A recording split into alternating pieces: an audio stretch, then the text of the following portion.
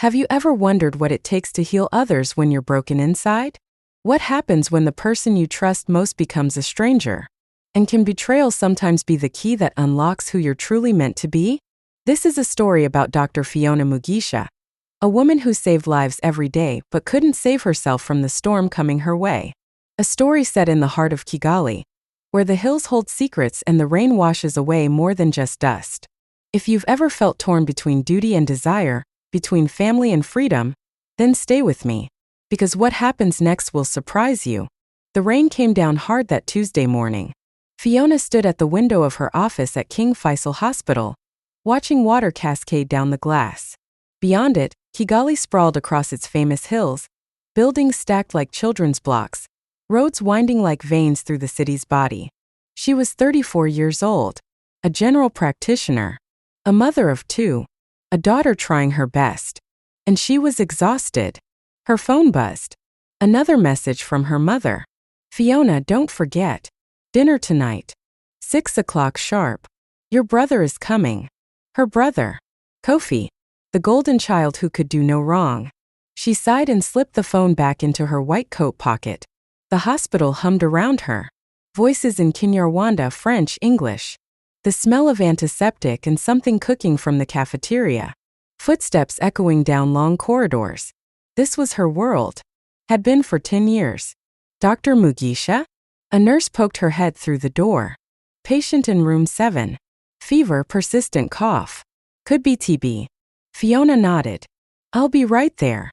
She grabbed her stethoscope. Took a breath. Put on her professional face. Because that's what you do. You compartmentalize. You push down the chaos inside and focus on the person in front of you. Patient after patient. Hour after hour. An elderly man with diabetes. A young mother with malaria. A teenage boy who'd been in a moto accident on the way to school. By lunch, Fiona's feet ached. Her head throbbed. She sat in the staff room, stirring lukewarm tea. When her colleague Dr. Nayo sat down beside her. "You look terrible," he said, not unkindly. "Thanks, Jean-Paul. Really needed to hear that." He laughed. "I'm serious. When's the last time you took a day off?" Fiona thought about it. Couldn't remember. "The hospital needs me," she said. "The hospital will survive. You, on the other hand." He left the sentence hanging. She knew he was right. But knowing and doing are two different things. Her phone buzzed again. This time it was her daughter. "Mama, can you pick us up early today?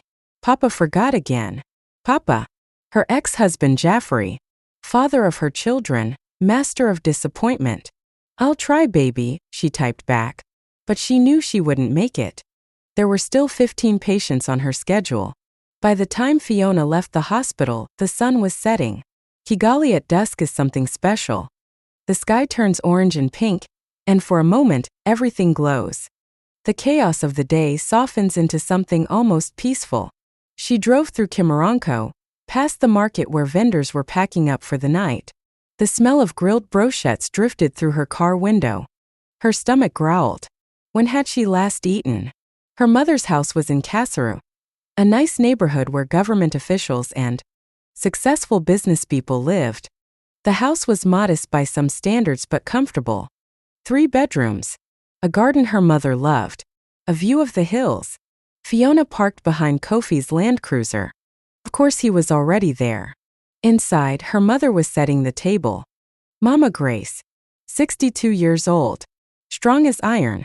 Sharp as broken glass. "You're late," she said without looking up. "I had patience, Mama. You always have patience. Your children had to walk home from school. Jaffrey didn't show up again." Guilt twisted in Fiona's stomach. "I know. I'm sorry." Kofi emerged from the kitchen with a beer in his hand. He smiled that easy smile that had always gotten him out of trouble. "Sister. There she is. The busiest woman in Kigali." He hugged her. She smelled expensive cologne and success. Kofi owned 3 pharmacies across the city. He drove a new car every year. He had a beautiful wife and a house in Nairobi that looked like it belonged in a magazine. "How's business?" Fiona asked, sitting down. "Booming. Actually, that's what I wanted to talk to you about." Her mother brought out food. Isambi rice grilled tilapia. The smell made Fiona's mouth water. They ate, talked, laughed about childhood memories. For a moment Fiona felt something like peace. Then Kofi cleared his throat. So I have news, he said. I'm expanding. Opening 2 more pharmacies. One in Remera, one in Gikondo. That's wonderful, Fiona said, meaning it. But here's the thing.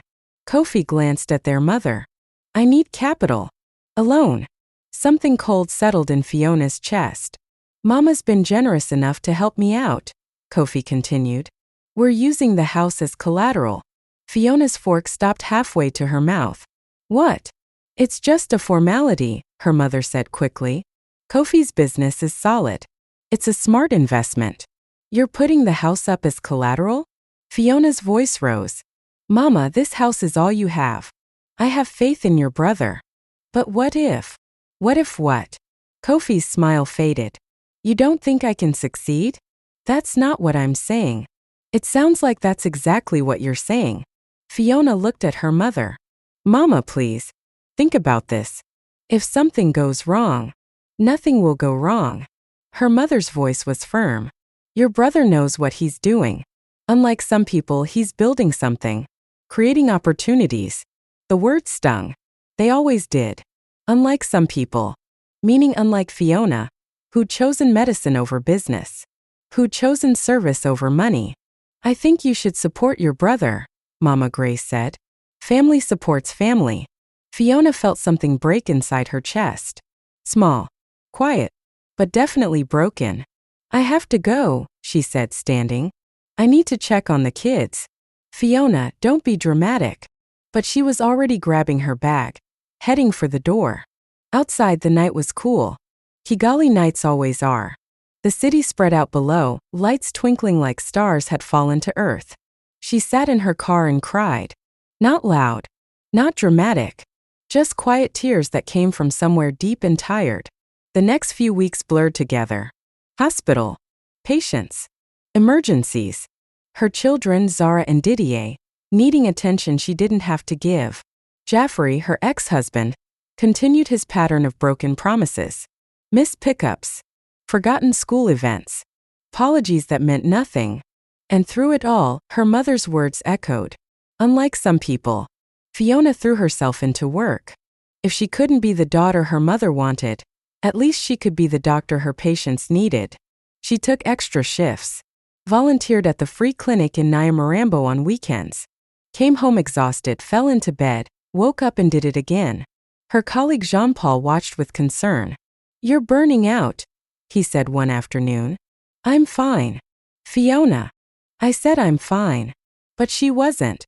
She was running on fumes and stubbornness. Then one Wednesday everything changed. She was in the middle of examining a patient when her phone rang. Her mother's number. She ignored it. It rang again. And again. Finally, she excused herself and answered. Mama, I'm with a patient.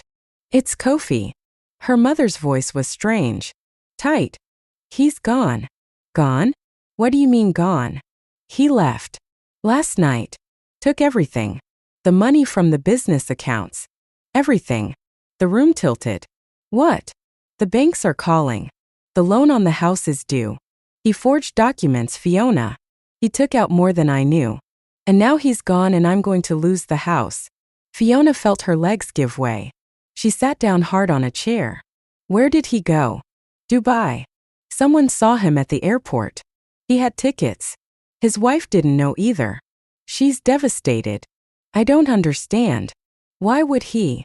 Gambling debts. Her mother's voice cracked. That's what the bank manager said. He's been gambling for years. Losing money. The pharmacies were barely breaking even. He was desperate. Fiona closed her eyes. All those times Kofi had smiled and bragged about success. All those times Mama had praised him, held him up as the example. All lies. What do we do? Her mother whispered. For the first time in Fiona's life, Mama Grace sounded small. Afraid. I'll come over tonight, Fiona said. We'll figure it out. But even as she said it, she knew. There was no figuring this out. The house was gone. Her mother's security was gone. And somehow, impossibly, this would become Fiona's responsibility. That evening, Fiona sat with her mother at the kitchen table. Papers spread everywhere. Bank statements. Loan documents. Legal notices. It was worse than they'd thought. Kofi had forged their mother's signature multiple times. Taken out loans using the house, the pharmacy properties, everything. And then vanished, leaving debts that would take years to pay off. How did I not see it? Mama Grace kept saying. How did I not know? Fiona wanted to say, because you only saw what you wanted to see. Because you loved him more. Because I was never enough for you. But she didn't. Because her mother was crying, and Fiona had never seen her mother cry. We'll figure it out, Mama, she said instead. How? The house will be seized in 60 days. I have no savings. Kofi took everything. You'll move in with me. The kids and I will make room. Your apartment is tiny. We'll manage. Mama Grace looked at her daughter. Really looked at her. Maybe for the first time in years. Why are you helping me? She asked. After everything I said. After how I treated you. Fiona felt tears prick her eyes. Because you're my mother. It was that simple. And that complicated. The next 2 months were chaos. Fiona worked extra shifts to help with her mother's debts. Mama Grace moved into Fiona's small apartment in Ramera. 3 bedrooms became 4 people plus a grandmother. It was cramped. It was loud. It was exhausting. But something unexpected happened.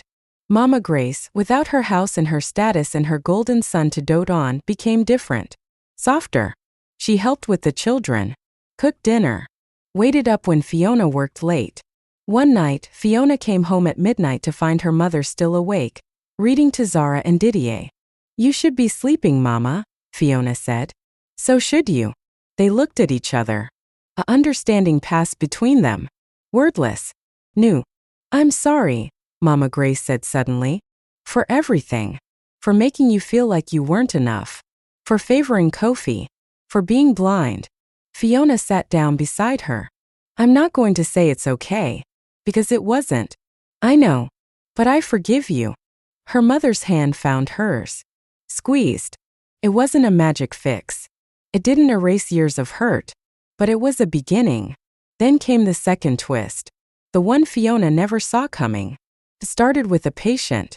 An elderly woman named Mama Makama, who came to the clinic with what seemed like a routine infection. But when Fiona examined her, she found something else. Old scars. The kind that told stories. Mama, Fiona said gently. These scars. They're from the genocide, yes? The woman's eyes filled with tears. She nodded. I survived, she said. But I lost everyone. My husband. My children. Everyone. Fiona had heard stories like this before. Rwanda's history was written in scars, visible and invisible. But then Mama Makama said something that stopped Fiona's heart. I spent years hating, she said. Hating the people who killed my family. Hating myself for surviving. The hate was eating me alive, doctor. Making me sick in ways no medicine could fix. What changed? Fiona asked. I chose to let go. Not to forget. Never to forget. But to release the poison. To find a way to live again. Even when living felt like betrayal. The words hit Fiona like lightning. She'd been carrying poison too. Not from genocide. Her pain was smaller, personal. But poison is poison, whatever the source. Resentment toward her mother. Anger at Jaffrey. Bitterness about Kofi's betrayal. Exhaustion from trying to be everything to everyone. She'd been drowning in it. That night, Fiona couldn't sleep. She stood on her small balcony, looking out at Kigali's lights, and something shifted inside her. A door opening. A weight lifting. She thought about her mother, sleeping on the couch because she'd insisted the kids keep their room. She thought about her children, resilient despite their father's failures. She thought about her patients, who came to her broken and trusting her to help them heal. And she thought about herself. Dr. Fiona Mugisha, 34 years old. Exhausted.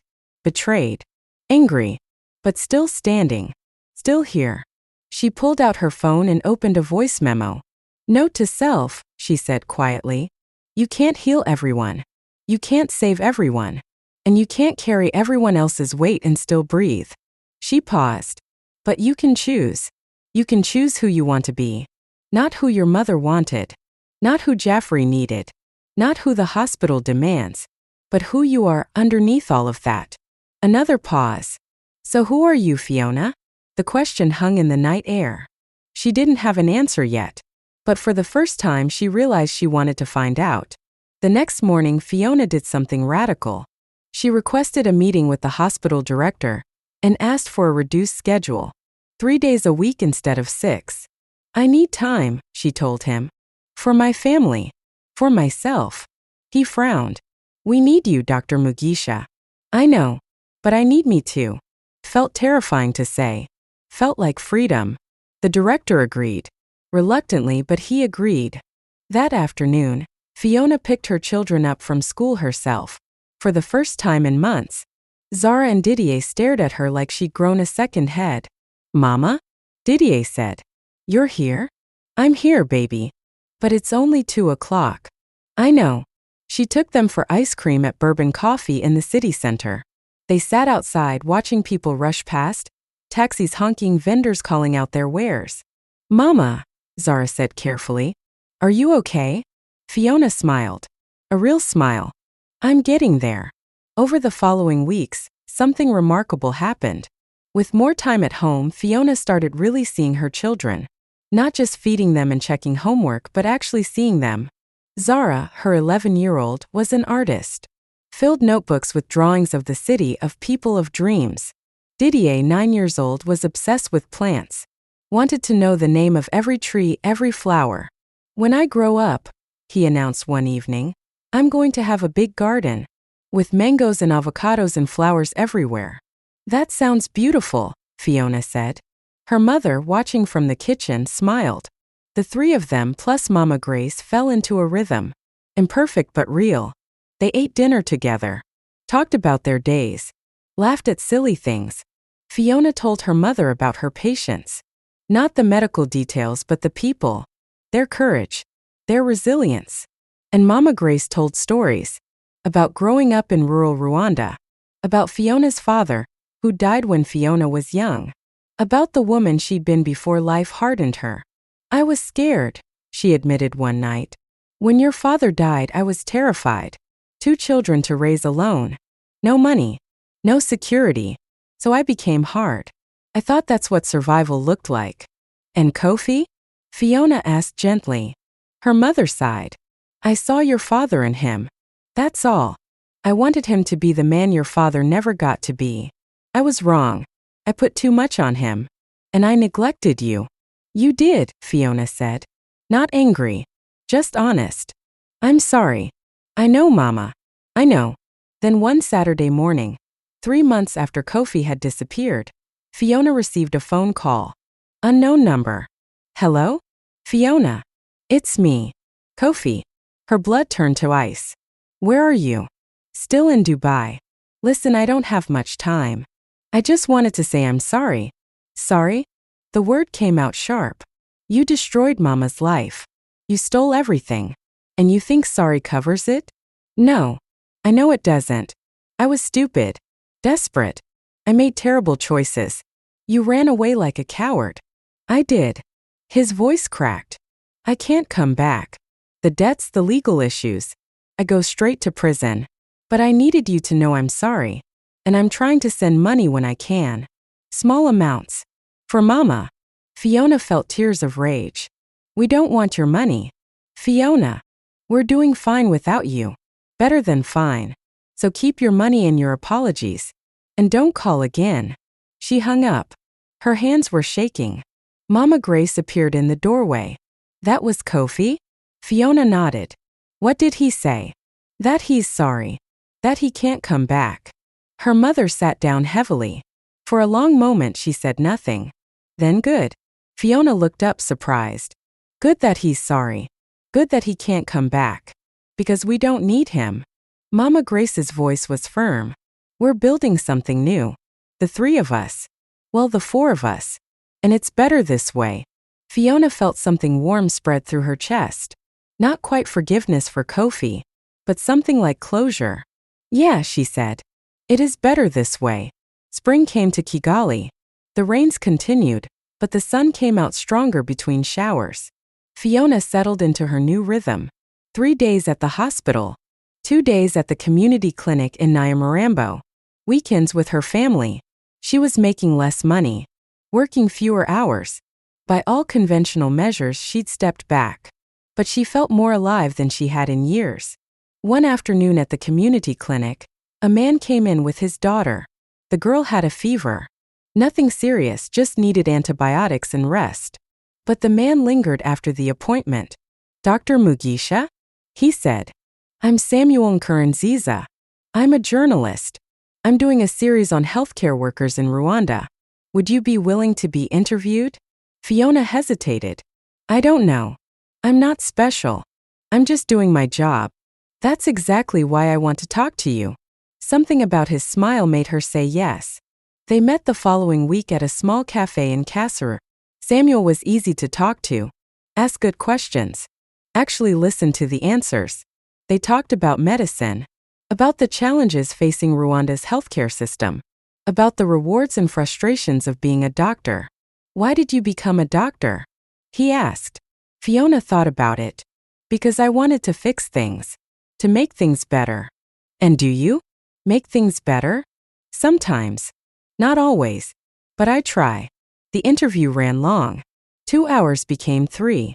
The conversation drifted from professional to personal.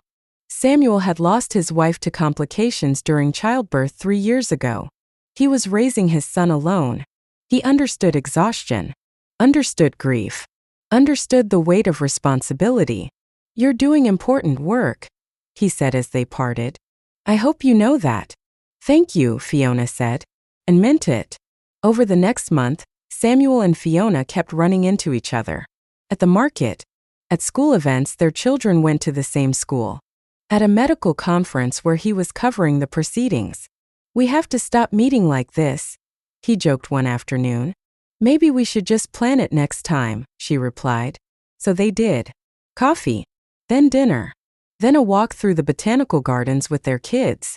It wasn't romance. Not yet. Maybe not ever. Both of them were too cautious, too wounded for anything rushed. But it was something.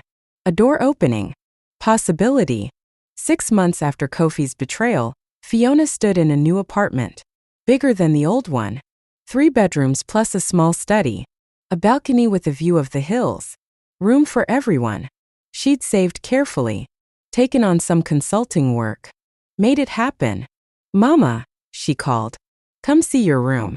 Mama Grace walked through the space, tears in her eyes. "Fiona, you didn't have to do this." "Yes, I did. You deserve a home. A real home. This is too much. It's not enough. But it's a start." They stood together on the balcony, looking out at Kigali, the city they both loved. The city that had seen so much pain and somehow kept growing, kept healing. "I'm proud of you," Mama Grace said quietly.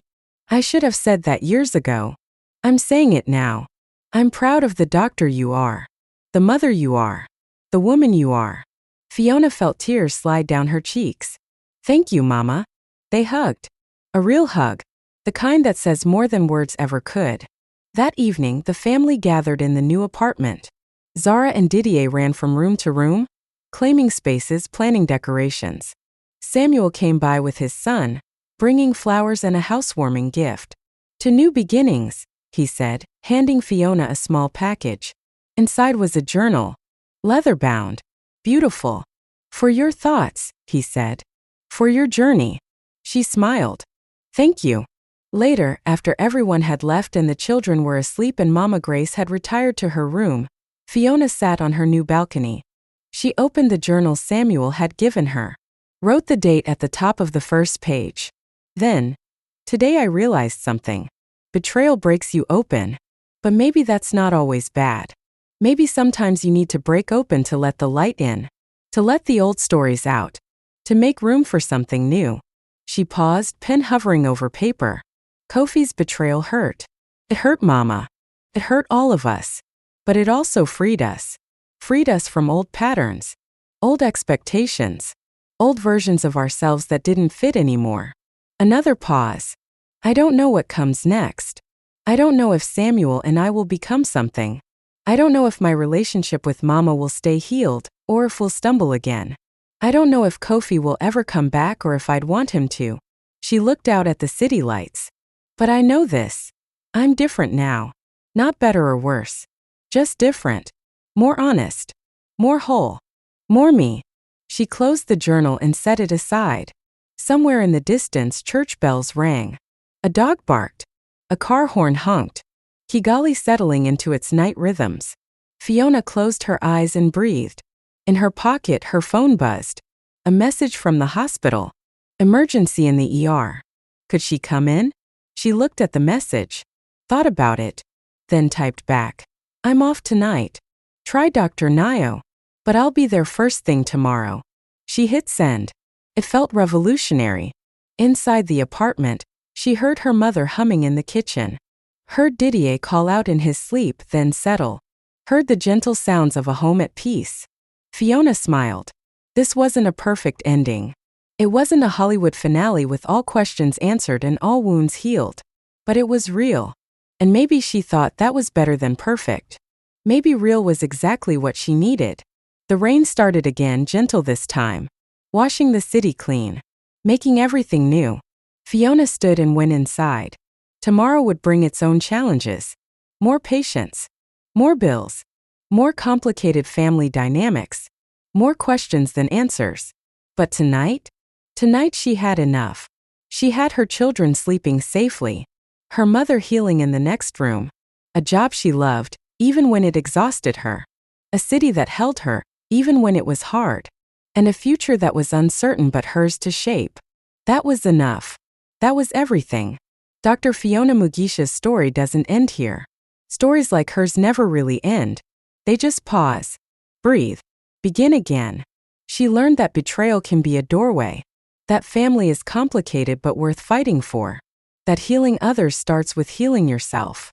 And that sometimes the life you build from broken pieces is stronger than the one that shattered. What about you?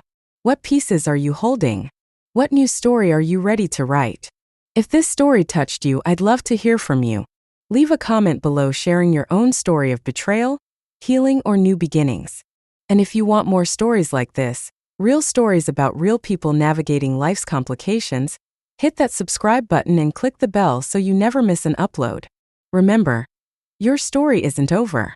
It's just getting started. Until next time, take care of yourself. You're worth it.